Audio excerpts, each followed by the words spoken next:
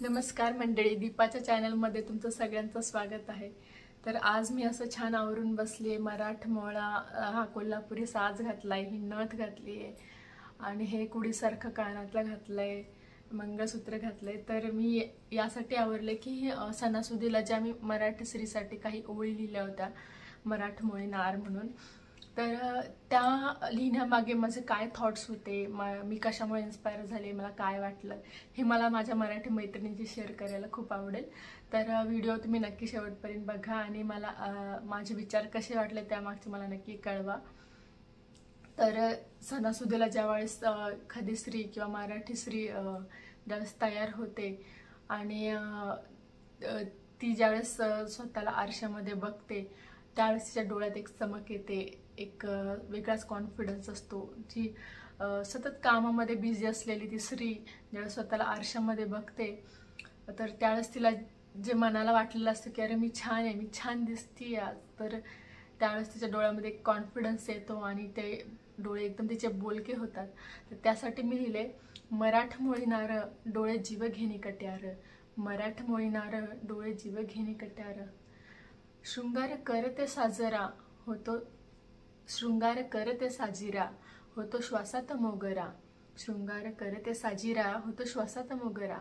म्हणजे ज्यावेळेस ती अशी छान आवरून मग तिच्या पती समोर येते, घरात आजूबाजूच्या समोर येते, त्यावेळेस त्यांचा जो श्वास असतो तो एका क्षणासाठी कुठेतरी चुकलेला असतो। तो त्यासाठी मी असं लिहिलंय की शृंगार करते साजिरा होतो श्वासात मोगरा। आणि ही जी नथ आहे आपल्या मराठी स्त्रियांना एक आपल्या ट्रॅडिशननी एक दिलेलं, एक आपल्या पूर्वजांनी दिलेलं एक अमूल्य असा दागिना आहे। ज्यावेळेस तुम्ही ही नथ घालता, तुम्ही काही आवरलेलं नसू दे, ती नथ घालून तुम्ही ज्यावेळेस आरशात बघता तर तुमचं रूप इतकं खुललेलं असतं, तुमच्या रूपाची एक उंची एक वेगळ्याच लेवलला गेलेली असते। तर ह्या नथ्यासाठी मी लिहिलंय, तुझ्या नथेचा नखरा साऱ्या रूपात देखना, तुझ्या नथेचा नखरा साऱ्या रूपात देखना।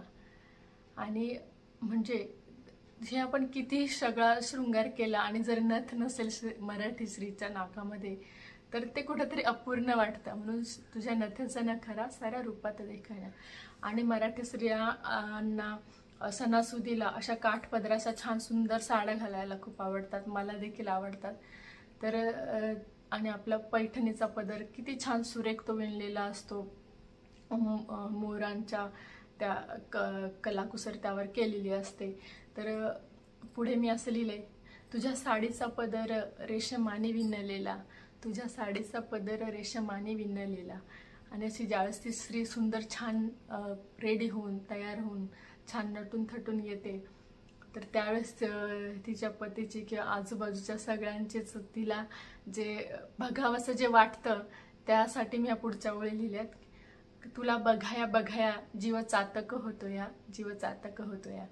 तर ह्या ज्या ओळी आहेत, तर हे आता आपण सगळं एका वेळेस सगळं बोलून दाखवते मी। मराठमोळी नार डोळे जीव घेणे कट्यार, मराठमोळी नार डोळे जीव घेणे कट्यार, शृंगार करते साजिरा होतो श्वासात मोगरा, शृंगार करते साजिरा होतो श्वासात मोगरा, तुझ्या नथेचा नखरा साऱ्या रूपात देखना, तुझ्या नथेचा नखरा साऱ्या रूपात देखना, तुझ्या साडीचा पदर रेशमाने विणलेला, तुझ्या साडीचा पदर रेशमाने विणलेला, तुला बघाया बघाया जीव चातक होतो या, जीव चातक होतो या। आणखी काही व्हिडिओसाठी, काही विचारांसाठी किंवा काही नॉलेजसाठी व्हिडिओ तुम्हाला हवे असतील तर तेही देखील कळवा आणि आपण असंच परत पुढच्या व्हिडिओमध्ये भेटूया।